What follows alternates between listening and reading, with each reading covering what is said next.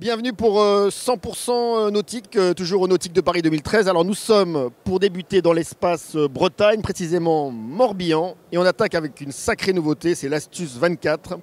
Des chantiers Astuce Boats qui sont basés à côté d'Auray, donc dans le Morbihan. À mes côtés, Vincent Giblet qui est commercial pour le chantier Astuce Boats. Derrière nous, nous avons donc la nouveauté, l'Astuce 24. C'est un bateau donc télescopique. Voilà, c'est ça en fait. Astuce Boats, c'est une marque de trimaran transportable. Tous les bateaux en fait sont montés sur flotteur télescopique qui permet de passer au gabarit routier et d'ouvrir sur l'eau pour avoir plus de stabilité en navigation. Donc ce bateau-là en fait c'est le plus gros de la gamme, c'est la nouveauté cette année. C'est un bateau de croisière en fait qui est transportable parce qu'il fait que 800 kg. C'est la particularité des multicoques en fait, c'est d'avoir des bateaux légers. Leur stabilité en fait sur l'eau, c'est leur largeur. Ce bateau-là quand on le déplie, on est à 5,25 m de large. Donc ça fait un bateau très stable pour pourtant un poids que de 800 kg. Donc facile à transporter. Le gros intérêt, c'est de pouvoir le ramener chez soi, de gérer toutes les manutentions et tout ça, de ne pas être dépendant en fait, d'une grue.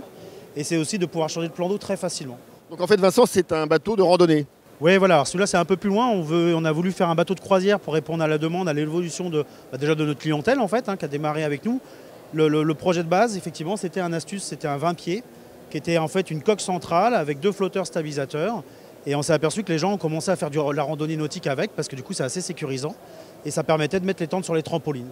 Alors du coup c'est assez rigolo, mais c'est vrai qu'à un moment ça peut être assez spartiate en termes de confort. Donc on a développé la gamme, on est passé sur un 22 pieds. Et c'est vrai que la demande maintenant, les bateaux sur un bateau plus confortable, sur lequel on peut partir plus longtemps. Donc voilà le 24, et on espère répondre à cette demande-là cette année et que ça va faire beaucoup d'heureux. Ce qui m'intéresse, c'est comment on a l'idée de créer justement ce type de multicoque télescopique. Qui a eu cette idée géniale? Alors c'est le patron, Jean-Hubert en fait, Jean-Hubert Pomoy en fait. Simplement par constat, lui en fait, le premier point c'était de faire un bateau transportable à cause des problèmes de place de port et de manutention. C'est ce qu'on entend toujours en fait. Je veux un bateau, mais où est-ce que je le stocke? Et après souvent il y a tout le coût de stockage, tout le coût de manutention qui sont quand même des freins en fait à l'utilisation du bateau. Donc le constat de départ était là, c'est quel type de bateau je peux proposer pour répondre à cette contrainte-là. Et il s'avère qu'en fait, du coup en réfléchissant, c'est un multicoque quoi. Parce que du coup, si on veut qu'il soit facilement transportable, il faut qu'il soit léger. Pour qu'il soit léger, il faut qu'il soit stable grâce à sa largeur. Donc on s'est orienté sur le multicoque. Et effectivement, après, du coup, il y a le système de repliage. Alors ça existait déjà chez Corsair, des bateaux américains, choses comme ça. Il y a différentes façons de le faire. On peut replier en fait les flotteurs vers l'arrière avec des articulations. On peut les replier sur le dessous aussi. Le choix a été en télescopique pour un choix financier. En fait, on veut des bateaux pas trop chers. Et donc le système télescopique, c'est la solution la plus efficace et la moins chère, quoi. Donc on parle de prix justement, vous m'y amenez Vincent, donc là je vois 49 800 €. Ça me paraît assez accessible quand même pour un bateau à voile de cette taille-là qui permet d'emmener quand même pas mal de monde. Ouais, voilà, c'est plutôt bien placé. Bon, c'est des choix, c'est un choix stratégique. Après, ce système de tube télescopique, justement, c'est ce qui fait aussi le prix. Et puis on essaie de faire de notre mieux pour avoir des prix attractifs, quoi. Et alors la dernière question, c'est comment on fait pour faire un chantier français qui construit des bateaux en France à des prix super abordables et faire quelque chose qui tienne la route économiquement parlant? On travaille beaucoup et on se fait plaisir déjà, et puis on réfléchit, il faut trouver des solutions. Maintenant c'est aussi beaucoup de développement, c'est beaucoup de commercialisation, mais c'est faisable. Le Nautique de Paris, c'est important pour vous? Ouais, c'est important, c'est un rendez-vous important. Alors déjà avec tous nos propriétaires qui viennent voir un peu les nouveautés, ça permet aussi de discuter avec les gens, de faire évoluer nos propres produits. Et c'est vrai que du coup on rencontre beaucoup de monde sur la même semaine, alors qu'en Bretagne on voit du monde, mais souvent l'été, et nous on travaille sur le développement pendant l'hiver, donc c'est intéressant, puis ça fait plaisir de voir les gens au rendez-vous, quoi. Merci beaucoup Vincent Giblet. Voilà, on se retrouve toujours dans le salon de Paris, dans l'espace location, avec notre nouvel invité Olivier Guiraudy, qui est le président fondateur de la société Sail Sharing. Bon, alors en 2 mots commençant, Sail Sharing, c'est quoi? Alors Sail Sharing, c'est le partage de la navigation, et donc c'est une plateforme qui permet aux propriétaires de bateaux de les louer directement à d'autres plaisanciers. Donc c'est ce qu'on appelle l'économie collaborative, qu'on connaît déjà sur les maisons, sur les véhicules. C'est la même idée, c'est que lorsque vous n'utilisez pas votre bien, vous le louez pour le rentabiliser, quoi.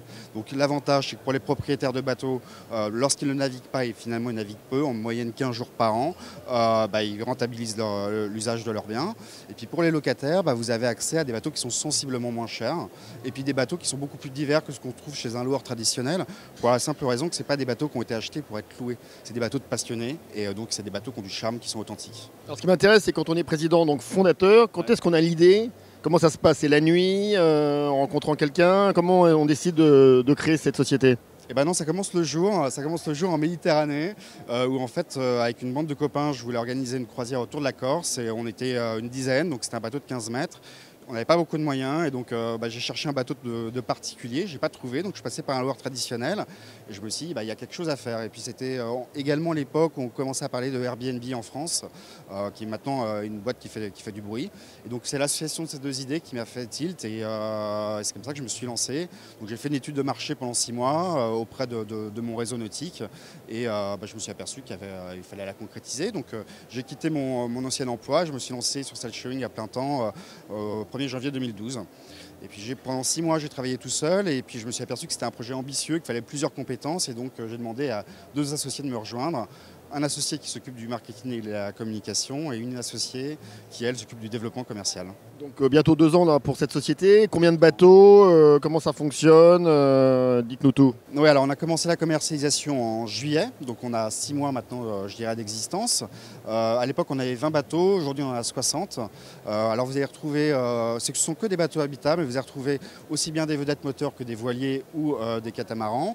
On est partout en France, et également maintenant aux Antilles. Et on a effectué 15 à 20 locations là, depuis le lancement. Alors la cible, c'est quoi? C'est des cadres dynamiques, des retraités? Vous avez de tout. Vous avez de tout. Alors en termes de propriétaires de bateaux, vous avez plutôt ou des retraités ou des chefs d'entreprise. Ce sont les propriétaires. En termes de locataires, on a vraiment de tout. Vous avez des étudiants, vous avez des qui naviguent pas forcément, qui n'ont pas forcément un gros niveau d'expertise, mais en revanche, tous les bateaux qu'on a sur la plateforme peuvent être loués avec un skipper. Donc vous pouvez découvrir aussi cette pratique comme ça.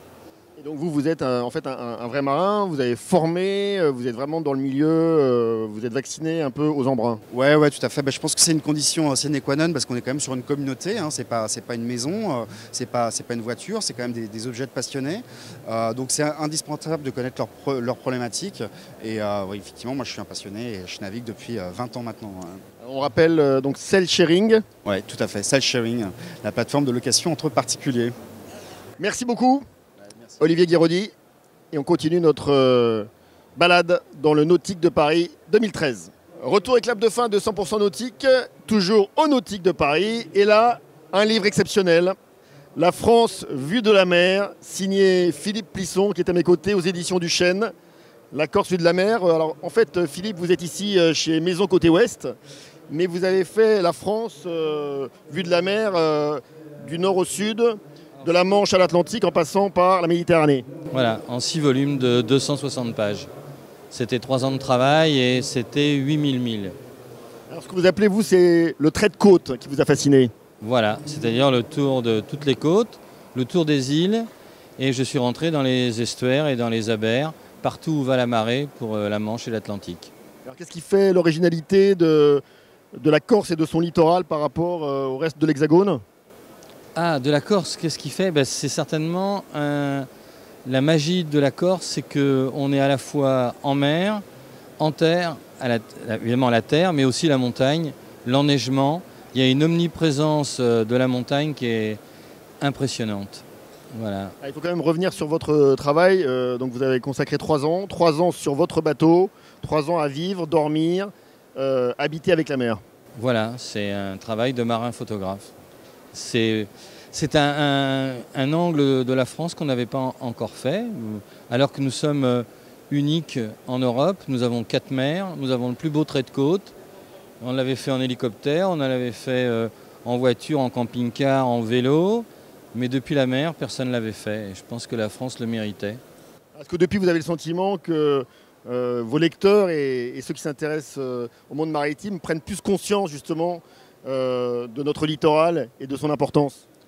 J'ai pas de remontée vraiment de ce type, mais ce que je sais, c'est qu'il y a vraiment une prise de conscience de notre patrimoine et surtout de tout le travail qui a été fait depuis des années pour la sauvegarde de notre patrimoine. Et c'est sûr qu'aujourd'hui, quand on navigue un peu partout en Europe, on voit quand même que chez nous, il y a un travail de fond qui a été fait. Alors, vous m'avez expliqué que vous étiez plutôt maintenant du côté de Venise. Vous êtes devenu un peu vénitien. Vous avez d'ailleurs la superbe tenue Il Moro di Venezia, le mort de Venise. Alors, pourquoi Venise? Parce que je suis toujours à la recherche d'endroits magiques où on peut travailler en tant que marin. Et je me suis aperçu que jamais on avait traité Venise depuis les bateaux. Donc je me suis installé à Venise, à Certosa, avec mon bateau sur lequel je vis encore. Et puis plus ma petite Ombrine, qui a 50 ans bientôt, construit. C'est le dernier bateau de monsieur André Benetto. Et voilà, et je vis en faisant des images que depuis un bateau. Voilà, donc c'est une approche spéciale de marin photographe, mais j'embarque aussi avec les professionnels, avec les pompiers, avec les pilotes, avec les remorqueurs, avec les pompes funèbres, avec les ambulances, pour voir et montrer quelle est la vision de ces gens qui, à un moment de la journée, sont des marins. Vous êtes assez satisfait d'avoir, je pense, appris la nouvelle, que je pense dans quelques temps, les immenses paquebots n'auront plus le droit de circuler dans ce grand canal? Alors, j'ai pas de commentaire à faire là-dessus parce qu'on ne peut pas dépenser des millions et des millions et des millions pour sauver Venise en mettant des portes, ce qu'on appelle en français l'opération Moïse et en italien Mose. Aujourd'hui, ne plus faire rentrer les paquebots, c'est toute une économie de Venise qui tombe. Donc il faut être attentif à ça. Moi, je rappelle simplement que les bateaux, quand ils rentrent, esthétiquement, c'est peut-être pas acceptable, mais il ne faut pas oublier que les moteurs ne tournent pas, que les hélices ne tournent pas, qu'ils sont embossés, qu'ils sont remorqués, et que chaque bateau qui rentre, c'est et des devises, et surtout des factures qui tombent et qui font vivre et qui financent le sauvetage de Venise. Alors, si on était dans une économie d'il y a une quinzaine d'années, on pourrait peut-être se dire après tout on arrête tout ça. Aujourd'hui, ils ont des difficultés comme tout le monde. Et avant de faire tomber tout un pan de l'économie vénitienne, ça demande à réfléchir. Voilà, donc je suis désolé de ne pas aller dans le sens parce que je pense que comme dans beaucoup de choses, à partir du moment où Là, c'est un problème de pollution visuelle. Alors, faire tomber l'économie de Venise pour un problème de pollution visuelle, là, ça demande à réfléchir. Si c'était de la pollution maritime, mais moi qui ai travaillé avec eux, j'ai bien vu comment ça fonctionnait, donc je n'ai pas tout à fait la même approche. Merci beaucoup Philippe Plisson, bravo, et on se retrouve très vite pour la suite de 100% nautique au Nautique de Paris, porte de Versailles. Au revoir.